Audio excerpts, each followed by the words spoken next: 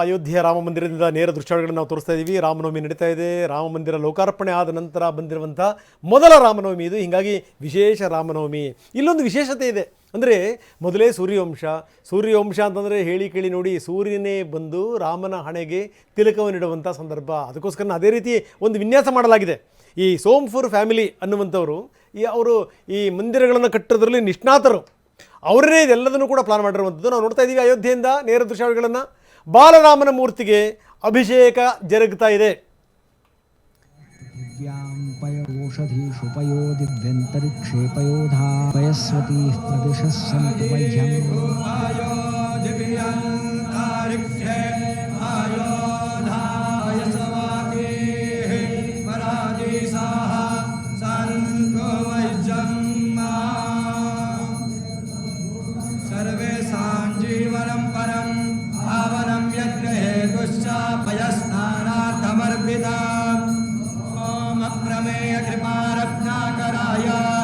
भगवते श्रीरामचंद्राय नमः।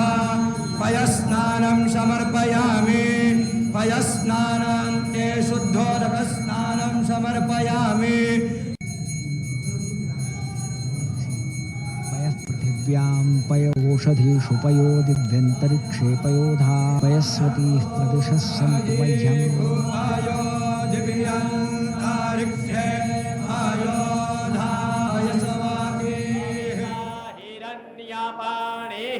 प्रातेर्भडार्थमच्छिदरे पाणिना चक्षुखे त्वामहीनां पायोसि।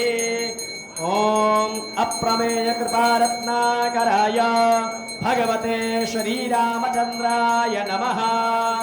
नैवेद्यं निवेदयामि।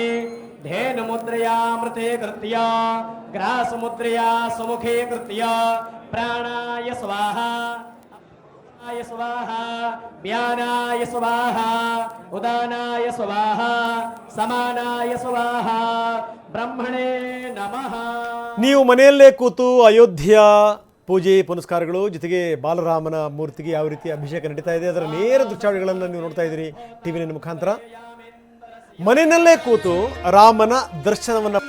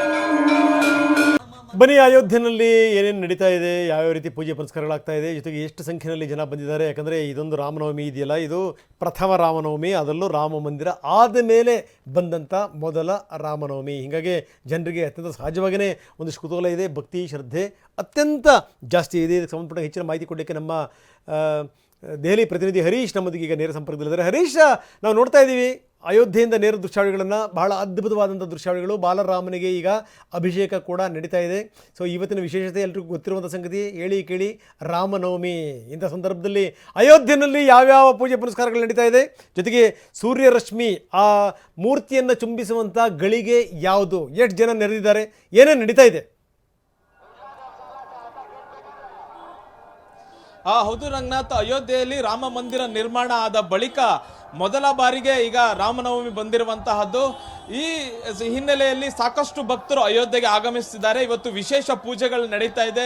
ನಾನೀಗ ರಾಮ ಕಾರಿಡಾರ್ ಅಂದ್ರೆ ರಾಮ ಮಂದಿರಕ್ಕೆ ಹೋಗುವಂತಹ ಎಂಟ್ರಿ ಪಡೆದುಕೊಳ್ಳುವಂತಹ ರಾಮ ಕಾರಿಡಾರ್ ನಲ್ಲಿ ನೋಡಬಹುದು. ಸದ್ಯಕ್ಕೆ ಯಾವುದೇ ಭಕ್ತರನ್ನ ಈಗ ಮಂದಿರದ ಒಳಗಡೆ ಬಿಡ್ತಾ ಇಲ್ಲ. ರಾಮ ಕಾರಿಡಾರ್ ಸಂಪೂರ್ಣವಾಗಿ ಖಾಲಿ ಇದೆ. ಸಂಪೂರ್ಣವಾಗಿ ಪೊಲೀಸ್ ಬಿಗಿ ಭದ್ರತೆಯಲ್ಲಿ ಈಗ ರಾಮ ಕಾರಿಡಾರ್ ಅನ್ನ ನೋಡ್ತಾ ಇರ್ಬೋದು. ಇನ್ನೊಂದ್ ಕಡೆ ನೋಡ್ಬೋದು, ಈ ಕಡೆ ಭಕ್ತರನ್ನೆಲ್ಲರನ್ನು ಕೂಡ ಒಂದೇ ಕಡೆ ಇರಿಸಿರುವಂತಹದ್ದು, ಎಲ್ಲರನ್ನು ಬ್ಯಾರಿಕೇಡ್ ಇಂದ ಆ ಕಡೆ. ಎಸ್ ಹರೀಶ್, ನೀವು ಹಾಗೆ ನೀವು ಸಂಪರ್ಕದಲ್ಲಿ ನೋಡ್ತಾ ಇದ್ದೀವಿ ನಾವು ಯಾವ ರೀತಿ ರಶ್ಮಿ ನೇರವಾಗಿ ಬಂದು ಹಣೆಗೆ ತಾಕ್ತಾ ಇದೆ. ಸೂರ್ಯವಂಶದ ಮಹಾನುಭಾವ, ಅವತಾರ ಪುರುಷ, ಮರ್ಯಾದಾ ಪುರುಷೋತ್ತಮ ರಾಮಚಂದ್ರನ ಮೂರ್ತಿಗೆ ಸೂರ್ಯರಶ್ಮಿ ಬಂದು ಚುಂಬಿಡ್ತಿರುವಂಥ ದೃಶ್ಯಾವಳಿಗಳನ್ನು ನಾವು ನೋಡ್ತಾ ಇದ್ದೀವಿ. ಅದ್ಭುತವಾದಂಥ ದೃಶ್ಯಾವಳಿಗಳು. ಅಯೋಧ್ಯೆಗೆ ಹೋಗಿ ದರ್ಶನ ಮಾಡಲಿಕ್ಕಾಗದಂಥವರು ನೀವು ಇಲ್ಲಿಂದೇ ದರ್ಶನವನ್ನು ಪಡೆಯಿರಿ. ರಾಮನ ಅದ್ಭುತವಾದಂಥ ದೃಶ್ಯಾವಳಿಗಳನ್ನು ನಾವು ನಿಮಗೆ ತೋರಿಸ್ತಾ ಇದ್ದೀವಿ.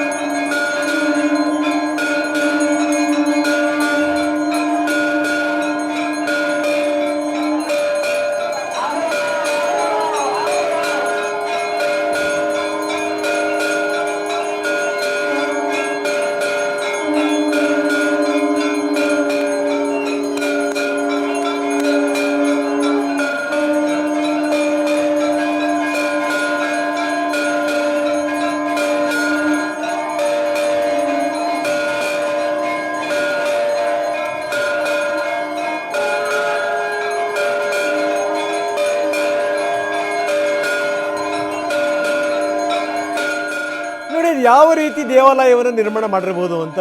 ಈ ದೇವಾಲಯ ನಿರ್ಮಾಣ ಅನ್ನುವಂಥದ್ದು ಇದೆಯಲ್ಲ, ಈ ವಿಸ್ಮಯಗಳಿದೆಯಲ್ಲ, ಅದು ಭಾರತೀಯರ ರಕ್ತದಲ್ಲಿದೆ ನೋಡಿ. ಭಾರತೀಯರ ರಕ್ತದಲ್ಲಿ, ಕಣಕಣದಲ್ಲಿದೆ. ಯಾಕಂದರೆ ಏನು ಸಾಮಾನ್ಯ ಸಂಗತಿನ, ಮಂದಿರ ಯಾವ ರೀತಿ ಇರಬೇಕು, ಏನು ಎತ್ತ, ಅದರ ವಿನ್ಯಾಸಗಳೇನು, ಎಷ್ಟರ ಮಟ್ಟಿಗೆ ಒಂದು ಕಡೆಯಿಂದ ಸೂರ್ಯರಶ್ಮಿ ಬಂದು ಅದನ್ನು ಚುಂಬಿಸಬೇಕು, ಕರೆಕ್ಟ್ ನೇರವಾಗಿ ಅದರ ಬೆಳಕು ಅದರ ಹಣೆ ಮೇಲೆ ಬೀಳಬೇಕು. ಈ ಇಡೀ ದೇವಾಲಯದ ನಿರ್ಮಾಣ ಮಾಡಿರುವಂಥವರು ಸೋಮಾಪುರ್ ಫ್ಯಾಮಿಲಿಯವರು. ಸೋಂಪುರ್ ಫ್ಯಾಮಿಲಿ. ಈ ಸೋಂಪುರ್ ಫ್ಯಾಮಿಲಿಯವರು ಇದಾರಲ್ಲ, ಅದ್ಭುತವಾದಂಥ ಆರ್ಕಿಟೆಕ್ಟ್ಗಳು.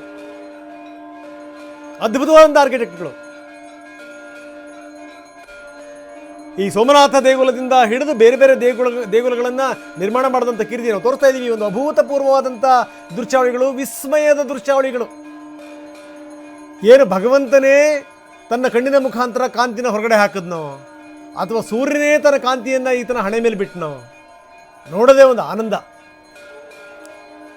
ಅದ್ಭುತವಾದಂಥ ದೃಶ್ಯಾವಳಿಗಳನ್ನು ನಾವು ನಿಮಗೆ ತೋರಿಸ್ತಾ ಇದ್ದೀವಿ ಅಯೋಧ್ಯೆಯಿಂದ.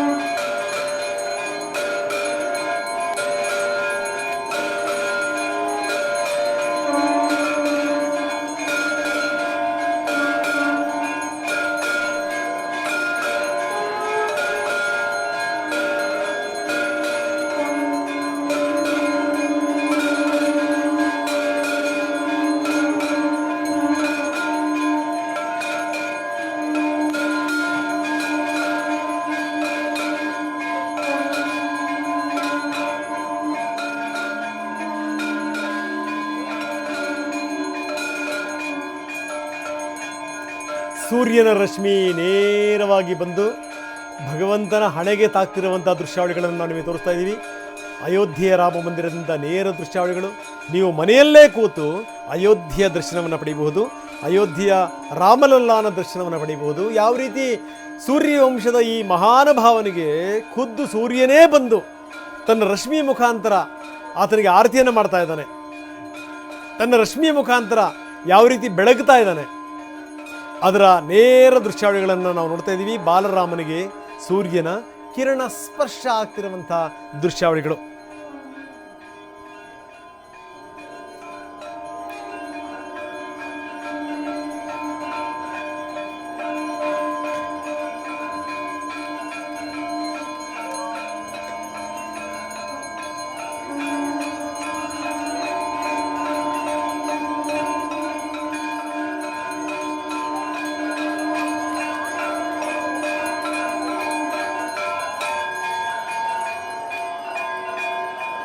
जन्मे राम रघुरैया अवधपुर बाजे बधैया हो।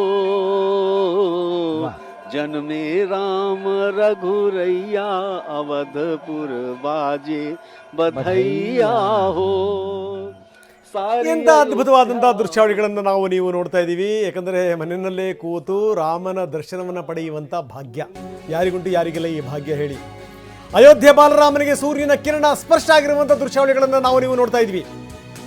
ಬಾಲರಾಮನ ಸೂರ್ಯ ತಿಲಕ, ರೋಚಕವಾದಂಥ ದೃಶ್ಯಾವಳಿಗಳು, ವಿಸ್ಮಯಕಾರಿ ದೃಶ್ಯಾವಳಿಗಳು.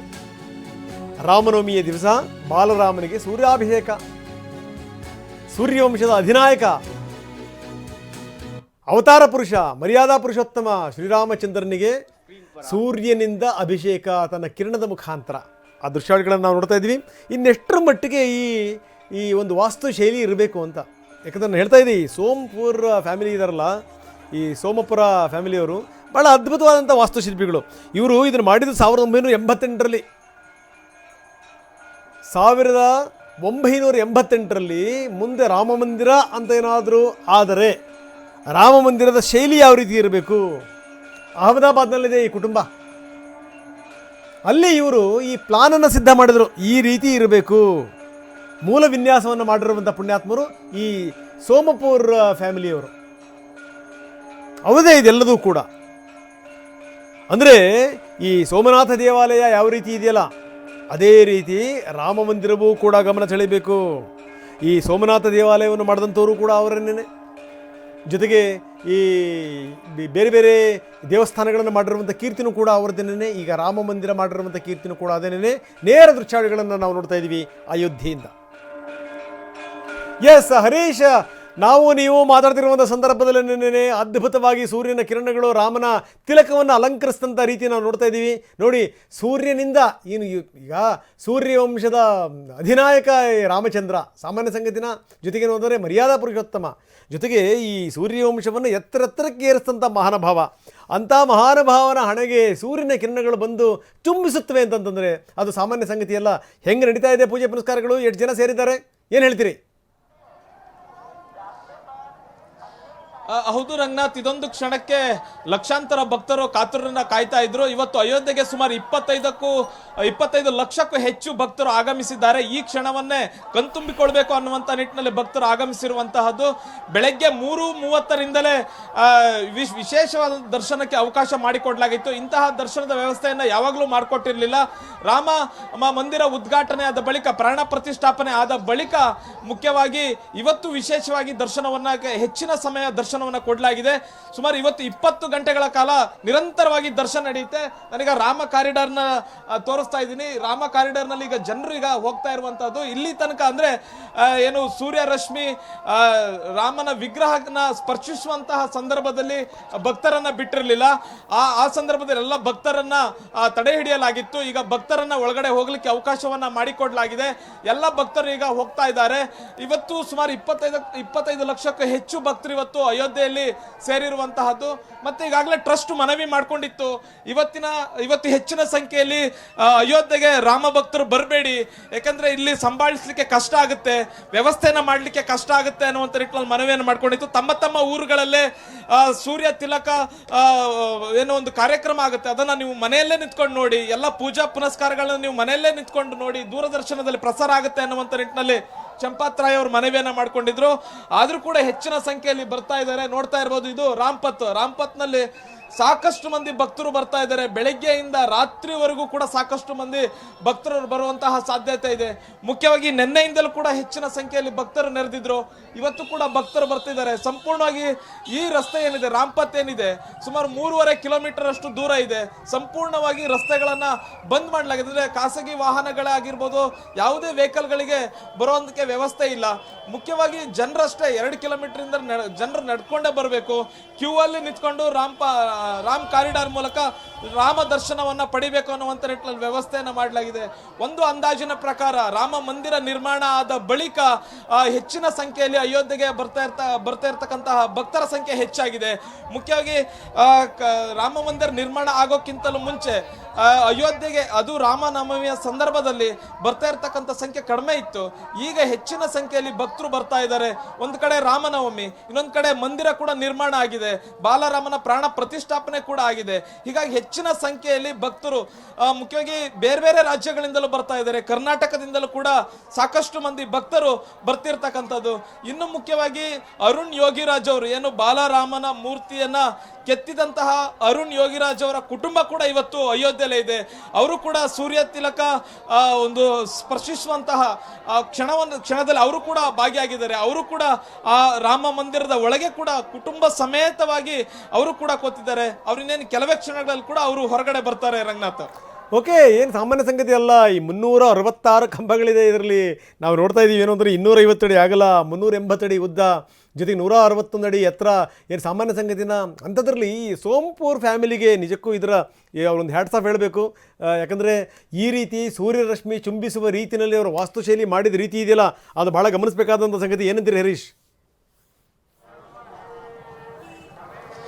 ರಂಗನಾಥ್, ಮುಖ್ಯವಾಗಿ ಮಂದಿರವನ್ನ ನಿರ್ಮಾಣ ಮಾಡಿದ್ದು ಸೋಂಪುರ್ ಫ್ಯಾಮಿಲಿ ಕುಟುಂಬದವರಾದ್ರೆ ಸೂರ್ಯ ರಶ್ಮಿ ರಾಮನವಮಿಯ ದಿವಸ ಮುಖ್ಯವಾಗಿ ಅದು ರಾಮ ಲಲ್ಲ ಅಂದ್ರೆ ಬಾಲರಾಮನ ಮೂರ್ತಿಗೆ ಅದರ ಹಣೆಗೆ ಬಂದು ಸ್ಪರ್ಶ ಮಾಡಬೇಕು ಅಂತಂದ್ರೆ ಆ ತಂತ್ರಜ್ಞಾನವನ್ನ ರೂಪಿಸಿದಂಥವರು ರೂರ್ಕಿಯ ಕಟ್ಟಡ ನಿರ್ಮಾಣ ತಂತ್ರಜ್ಞಾನ ವಿಜ್ಞಾನಿಗಳು. ಅವರು ಕೂಡ ಇವತ್ತಿನ ಸಂದರ್ಭದಲ್ಲಿ ಭಾಗಿಯಾಗಿದ್ರು. ರಾಮ ಮಂದಿರ ನಿರ್ಮಾಣ ಆಗುವಂತಹ ಸಂದರ್ಭದಲ್ಲಿ ಈ ಒಂದು ವಿಜ್ಞಾನಿಗಳನ್ನ ಸಂಪರ್ಕ ಮಾಡಲಾಯಿತು. ಕಟ್ಟಡ ತಂತ್ರಜ್ಞಾನದಲ್ಲಿ ಹೆಸರುವಾಸಿ ಆಗಿರ್ತಕ್ಕಂತಹ ಉತ್ತರಾಖಂಡದ ರೂರ್ಕಿಯ ವಿಜ್ಞಾನಿಗಳನ್ನ ಕೂಡ ಸಂಪರ್ಕ ಮಾಡಿದ್ರು. ಒಂದು ಮಂದಿರವನ್ನ ನಿರ್ಮಾಣ ಮಾಡುವಂತಹ ಸಂದರ್ಭದಲ್ಲಿ ರಾಮನವಮಿಯ ದಿವಸದಂದೇ ರಾಮನಿಗೆ ಸೂರ್ಯ ರಶ್ಮಿಯ ಸ್ಪರ್ಶ ಆಗಬೇಕು, ಅಂತಹ ಒಂದು ತಂತ್ರಜ್ಞಾನವನ್ನ ನಮಗೆ ಮಾಡಿಕೊಡ್ಬೇಕು ಅನ್ನುವಂತಹ ನಿಟ್ಟಿನಲ್ಲಿ ರಾಮ ಮಂದಿರ ಟ್ರಸ್ಟ್ ಮನವಿಯನ್ನ ಮಾಡಿಕೊಂಡಿತ್ತು. ಅದೇ ರೀತಿಯಾಗಿ ರೂರ್ಕಿಯ ತಂತ್ರಜ್ಞಾನ ವಿಜ್ಞಾನಿಗಳು ಈ ಒಂದು ರಾಮ ಮಂದಿರ ನಿರ್ಮಾಣ ಮಾಡುವಂತಹ ಸಂದರ್ಭದಲ್ಲಿಯೇ ಈ ಒಂದು ತಂತ್ರಜ್ಞಾನವನ್ನು ರೂಪಿಸಿ ಅದು ರಾಮನವಮಿ ದಿವಸ ಸೂರ್ಯ ಚುಂಬನ ಆಗಬೇಕು ರಾಮ ಮೂರ್ತಿಗೆ ಅನ್ನುವಂತಹ ನಿಟ್ಟಿನಲ್ಲಿ ವ್ಯವಸ್ಥೆಯನ್ನ ಮಾಡಿದ್ರು. ಅದು ಇವತ್ತು ಸರಿಯಾಗಿ 12 ಗಂಟೆಗೆ ಸರಿಯಾಗಿ ಆಗಿರುವಂತಹದ್ದು. ಸೂರ್ಯ ನತ್ತಿ ಮೇಲೆ ಬರ್ತಿದ್ದ ಹಾಗೆ ಸೂರ್ಯ ರಶ್ಮಿ ನೇರವಾಗಿ ಬಾಲರಾಮನ ವಿಗ್ರಹಕ್ಕೆ ಮುತ್ತಿಕ್ಕಿರುವಂತಹದ್ದು. ಈ ವಿಸ್ಮಯವನ್ನ ಇಡೀ ದೇಶದ ಜನತೆ, ಇಡೀ ವಿಶ್ವದ ಜನತೆ ನೋಡಿದ್ದಾರೆ. ಮತ್ತೆ ರೂರ್ಕಿಯ ವಿಜ್ಞಾನಿಗಳು ಕೂಡ ಇವತ್ತಿನ ಈ ಸಂದರ್ಭದಲ್ಲಿ ಅವರು ಕೂಡ ಕಣ್ತುಂಬಿಕೊಂಡಿದ್ದಾರೆ. ಮುಖ್ಯವಾಗಿ ಇಂಥದ್ದೊಂದು ತಂತ್ರಜ್ಞಾನವನ್ನು ಅಳವಡಿಸಬೇಕು ಅಂತಂದ್ರೆ ಅವರು ಕೂಡ ಹೇಗಾಗುತ್ತೆ, ಅದು ಸಫಲ ಆಗುತ್ತಾ ಅನ್ನುವಂತ ನಿಟ್ಟಿನಲ್ಲಿ ಅವರು ಕೂಡ ನೋಡಿದ್ರು. ಇವತ್ತು ಅವರು ಕೂಡ ಈ ಒಂದು ಭಾಗಿಯಾಗಿ ಆ ಒಂದು ಕೌತುಕವನ್ನ ಅವರು ಕೂಡ ಕಣ್ತುಂಬಿಕೊಂಡಿದ್ದಾರೆ. ರಂಗನಾಥ್, ಎಸ್, ಯಾರಿಗುಂಟು ಯಾರಿಗೆಲ್ಲ ಈ ಭಾಗ್ಯ. ಹರೀಶ್, ನೀವು ಕೂಡ ಭಾಗ್ಯಶಾಲಿಗಳೇ. ಯಾಕಂದ್ರೆ ರಾಮನವಮಿಯ ದಿವಸ ನೀವು ರಾಮ ಮಂದಿರದಲ್ಲಿದ್ದೀರಿ, ನಂಬರ್ 1. ಜೊತೆಗೇನು ಅಂತಂದ್ರೆ ಇಡೀ ಕರ್ನಾಟಕದಲ್ಲಿ TV9 ಕನ್ನಡ ಮಾತ್ರ ನೇರ ದೃಶ್ಯಾವಳಿಗಳನ್ನು ತೋರಿಸ್ತಾ ಇದೆ. ಯಾಕಂದರೆ ನೀವು ನಮ್ಮ ಪ್ರತಿನಿಧಿಯಾಗಿ, TV9 ಪ್ರತಿನಿಧಿಯಾಗಿ ನೀವು ಅಲ್ಲಿದ್ದೀರಿ. ನೀವು ಕೂಡ ಭಾಗ್ಯಶಾಲಿಗಳು. ಹೆಂಗಿದೆ ಈ ಕ್ಷಣ?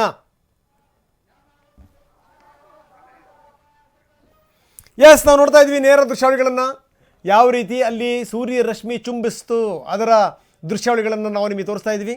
ಸೋಂಪುರ್ ಫ್ಯಾಮಿಲಿ ಜೊತೆಗೆ ರೂರ್ಕಿಯ ವಿಜ್ಞಾನಿಗಳು ಕಟ್ಟಿದಂಥ ಸಂಸ್ಥೆ. ನಾವು ಮತ್ತೆ ಹೇಳ್ತಾ ಇದ್ದೀವಿ ಏನು ಅಂದರೆ, ನೀವೇ ಮನೆಯಲ್ಲಿ ಕೂತ್ಕೊಂಡು ಇಲ್ಲಿಂದ ರಾಮನ ದರ್ಶನವನ್ನು ಪಡೆಯುವಂಥ ಒಂದು ವ್ಯವಸ್ಥೆ TV9 ಕನ್ನಡ ಮಾತ್ರ ತಮ್ಮ ಪ್ರತಿನಿಧಿಯನ್ನು ಕಳಿಸಿ ಅಲ್ಲಿಂದ ನೇರ ದೃಶ್ಯಾವಳಿಗಳನ್ನು ನಿಮ್ಮ ಮನೆಗೆ ತಲುಪಿಸ್ತಿರುವಂಥದ್ದು. ಈ ಮುಖಾಂತರ ಏನು ಅಂತಂದರೆ ಯಾರ್ಯಾರಲ್ಲಿ ಹೋಗ್ಲಿಕ್ಕೆ ಆಗಲ್ಲ. ಯಾಕಂದರೆ ಬಹಳಷ್ಟು ಸಂದರ್ಭಗಳಲ್ಲಿ ಈ ಭಕ್ತಾದಿಗಳಿಗೆ ಪ್ರಾರ್ಥನೆ ಮಾಡ್ಕೊಂಡಿದ್ರು ದೇವಸ್ಥಾನದ ಆಡಳಿತ ಮಂಡಳಿಯವರು, ದಯವಿಟ್ಟು ಬರಬೇಡಿ ಅಂತ. ನಿಮ್ಮ ಮನೆಯಲ್ಲೇ ಕೂತು ನೀವು ರಾಮನ ದರ್ಶನವನ್ನು ಪಡೆಯುವಂಥ ಒಂದು ಸೌಭಾಗ್ಯ ಅದು TV9 ಮುಖಾಂತರ. ಬನ್ನಿ, ನಮ್ಮ ಪ್ರತಿನಿಧಿ ಹರೀಶ್ ಅಲ್ಲಿನ ಕನ್ನಡಿಗರ ಜೊತೆಗೆ ಮಾತಾಡಿದ್ದಾರೆ, ಭಕ್ತಾದಿಗಳ ಜೊತೆಗೆ. ಏನು ಹೇಳ್ತಾರೆ ನೋಡೋಣ. ರಾಮನವಮಿಯ ದಿವಸದಂದು ಅಯೋಧ್ಯೆಗೆ ಬಂದಿದ್ದೀರಿ, ಶ್ರೀರಾಮಲಲ್ಲ ದರ್ಶನ ಮಾಡಬೇಕು ಅನ್ನುವಂಥ ನಿಟ್ಟಿನಲ್ಲಿ ಬಂದಿದ್ದೀರಿ. ಹೇಗೆ ಅನ್ನಿಸ್ತು? ದರ್ಶನ ಮಾಡಿದ್ರೆ ಹೇಗೆ? ಸರ್ ನಮಸ್ಕಾರ, ಶ್ರೀ ಗುರುಭ್ಯೋ ನಮಃ. ನನ್ನ ಹೆಸರು ವಿಶ್ವನಾಥ್ ಅಂದ್ಬಿಟ್ಟು ನಾನು ಮದ್ದೂರಿಂದ ಬಂದಿರೋದು ಸರ್. ನಂದು ಮೇಯ್ನ್ ಬಂದಿರೋ ಕಾರಣ ಏನಂದರೆ, ನಾನು ಸೈಕಲಲ್ಲಿ ಬಂದಿದ್ದೀನಿ, ಬೈಸಿಕಲಲ್ಲಿ ಬಂದಿದ್ದೀನಿ. 1ನೇ ತಾರೀಕು ಹೊರಟಿದ್ದು ಕಾಶಿ ವಿಶ್ವನಾಥನ ದರ್ಶನ ಮಾಡಿಕೊಂಡು ನಾನು ಸೀದಾ ಇಲ್ಲಿಗೆ ರಾಮನವಮಿ ದಿವಸನೇ ನೋಡಬೇಕು ಅಂತ ಸಂಕಲ್ಪ ಮಾಡ್ಕೊಂಡು ಬಂದಿದ್ದೀನಿ. ನನ್ನ ಮೇಯ್ನ್ ಸಂಕಲ್ಪ ಏನು ಅಂದರೆ, ಸನಾತನ ಧರ್ಮದ ಬಗ್ಗೆ ತಪ್ಪಾಗಿ ಮಾತಾಡ್ತಾ ಇದ್ದಾರೆ. ಆ ವಿಚಾರವಾಗಿ ದಯವಿಟ್ಟು ಆ ಥರ ಮಾತಾಡಬೇಡಿ. ಸನಾತನ ಪುರಾತನಗಿಂತ ಹೊರಡು ಏನಾದ್ರು ಇದೆ, ಒಂದು ಶಬ್ದ ಇದೆ ಅಂದರೆ ಅದು ಸನಾತನ. ಅದು ದಯವಿಟ್ಟು ಸನಾತನದ ಬಗ್ಗೆ ಮಾತಾಡಬೇಡಿ. ಅದನ್ನು ಸಂರಕ್ಷಣೆ ಮಾಡಬೇಕಾಗಿರೋದು ನಮ್ಮ ಜವಾಬ್ದಾರಿ ಅಂತ ನಾನು ರಾಮ ಇದರೊಳಗೆ ಕೇಳ್ಕೊಳ್ತಾ ಇದ್ದೀನಿ. ಹೇಗಿದೆ ವ್ಯವಸ್ಥೆ ಸರ್ ಅಯೋಧ್ಯೆಯಲ್ಲಿ? ರಾಮನವಮಿ ದಿವಸ ಸಾಕಷ್ಟು ಭಕ್ತರು ಬರ್ತಾ ಇದ್ದಾರೆ. ಹಿಂದೆ ಯಾವತ್ತಾದ್ರೂ ಬಂದಿದ್ರೆ ಈ ವ್ಯವಸ್ಥೆ ನೋಡಿ? ಇದೇ ಫಸ್ಟ್ ಟೈಮ್ ಬರ್ತಾ ಇರೋದು, ಬಟ್ ತುಂಬ ಖುಷಿ ಆಗ್ತಾ ಇದೆ ಮತ್ತು ಆಶ್ಚರ್ಯ ಆಗ್ತಾ ಇದೆ ಸರ್. ಈ ರೀತಿ ವ್ಯವಸ್ಥೆಗಳು ಇಲ್ಲಿ ಮಾಡಿದ್ದಾರೆ. ಮತ್ತು ರಾಮರ ಬಗ್ಗೆ ಇಷ್ಟೊಂದು ಅಪಾರವಾದ ಭಕ್ತಿ ಜನಗೆ ಹೇಗಿದೆ ಅನ್ನೋದನ್ನು ನಾನು ಇಲ್ಲಿ ನೋಡಿ ತಿಳ್ಕೊಳ್ತಾ ಇದ್ದೀನಿ. ತುಂಬ ಖುಷಿ ಆಗ್ತಾ ಇದೆ. ಮತ್ತು ನಮ್ಮ ಸೌತ್ ಇಂಡಿಯಾ ಕರ್ನಾಟಕದಲ್ಲಿ ಮಳೆ ಇಲ್ದಿರೋದ್ರಿಂದ ರಾಮರನ್ನ ಇವತ್ತು ನಾನು ಸಂಕಲ್ಪದಲ್ಲಿ ಮಳೆ ಆಗಬೇಕು ಅಂತ ಕೇಳ್ಕೊಳಕ್ಕೆ ಬಂದಿದ್ದೀನಿ. ಮತ್ತು ಜನಗಳಿಗೆ ಎಲ್ಲರಿಗೂ ನಾನು ಏನು ಹೇಳೋದು ಅಂದರೆ, ಇವತ್ತು ರಾಮ ಜನ್ಮ ಅಯೋಧ್ಯೆ ಆದಮೇಲೆ ಈ ಮಟ್ಟಕ್ಕೆ ಏನು ಫಸ್ಟ್ ಟೈಮು ರಾಮರದ್ದು ರಾಮನವಮಿ ಆಗ್ತಾರೆ, ಸೆಲೆಬ್ರೇಟ್ ಮಾಡ್ತಾ ಇದ್ದಾರೆ. ತುಂಬ ಖುಷಿ ಆಗ್ತಾ ಇದೆ ಸರ್. ನೀವೆಲ್ಲಿಂದ ಬಂದ್ರಿ? ನಮಸ್ಕಾರ, ನಾನು ಅಯ್ಯರ್ ಅಂತ ಬೆಳಗಾವಿಯಿಂದ ಬಂದಿದ್ದೇವೆ. ಹೇಗಿದೆ ಇವತ್ತು ವ್ಯವಸ್ಥೆ? ರಾಮನವಮಿ ದಿವಸ ಅಯೋಧ್ಯೆಗೆ ಬಂದಿದ್ದೀರಿ, ಹೇಗಿದೆ ವ್ಯವಸ್ಥೆ? ಬಹಳ ಚೆನ್ನಾಗಿದೆ ವ್ಯವಸ್ಥೆ. ಸೀನಿಯರ್ ಸಿಟಿಸನ್ಸ್ಗಂತೂ ಬಹಳ ಚೆನ್ನಾಗಿದೆ. ವೀಲ್ ಚೇರಲ್ಲಿ ಡೈರೆಕ್ಟ್ ದರ್ಶನ ಮಾಡ್ಕೊಂಡು ಹೊರಗಡೆ ಬರ್ಬೋದು, ಏನು ತೊಂದರೆ ಇಲ್ಲದೆ. ದರ್ಶನ ಆಯ್ತಾ? ನಮ್ಮ ದರ್ಶನ ಆಯ್ತು. ಹೇಗಿದೆ ಒಳಗೆ ವ್ಯವಸ್ಥೆ, ಪೂಜೆ ಎಲ್ಲ ಹೇಗಿದೆ? ಅಲಂಕಾರ ಎಲ್ಲ ಹೇಗೆ ಮಾಡಿದ್ದಾರೆ? ಬಹಳ ಚೆನ್ನಾಗಿದೆ. ರಾಮನ ಅಲಂಕಾರ ಹೇಗೆ ಮಾಡಿದ್ದಾರೆ ಒಳಗೆ ಹಾರ, ಐ ಡೋಂಟ್ ನೋ ಕನ್ನಡ, ಹಾರ ಎಲ್ಲ ಭಾಳ ಚೆನ್ನಾಗಿತ್ತು. ಮುಖ ಎಷ್ಟು ಭವ್ಯ ಇತ್ತು, ಬಿಟ್ಟು ಬರಲಿಕ್ಕೆ ಕಷ್ಟ ಆಯಿತು. And so mesmerising, divine. ರಾಮರ್ ಎಲ್ಲರೂ ನೋಡಬೇಕು, ಚಾನ್ಸ್ ಸಿಕ್ಕಿದ್ಮೇಲೆ ಎಲ್ಲರೂ ಬರಬೇಕು. ಕೂಟನಲ್ಲಿ ರಶ್ನಲ್ಲಿಯೇ ಹೋಗಬೇಕು, ಅದೊಂದು ಮಜಾ ಅಷ್ಟೇ. ಸೊ ಇದು ಭಕ್ತಾದಿಗಳ ಮಾತು. ರಾಮ ಮಂದಿರವ ಜಪಿಸೋ ಹೇ ಮನುಜ, ಆ ಮಂತ್ರ ಈ ಮಂತ್ರ ಎಂದು ನೀ ಕೆಡಬೇಡ. ಸೋಮಶೇಖರ ತನ್ನ ಭಾಮೆಗೆ ಹೇಳಿದ ಮಂತ್ರ ರಾಮ ಮಂತ್ರವ ಜಪಿಸೋ. ರಾಮನ ಮಂತ್ರ ಜಪಿಸ್ತಾ ಇದ್ದಾರೆ ದೊಡ್ಡ ಮಟ್ಟದಲ್ಲಿ. ಪೂಜೆ ಪುನಸ್ಕಾರಗಳು ಕೂಡ ದೊಡ್ಡ ಮಟ್ಟದಲ್ಲಿ ಆಗ್ತಾ ಇದೆ. ಅಯೋಧ್ಯೆಯಿಂದ ನೇರ ದೃಶ್ಯಾವಳಿಗಳನ್ನು ನಾವು ನಿಮಗೆ ತೋರಿಸ್ತಾ ಇದ್ವಿ.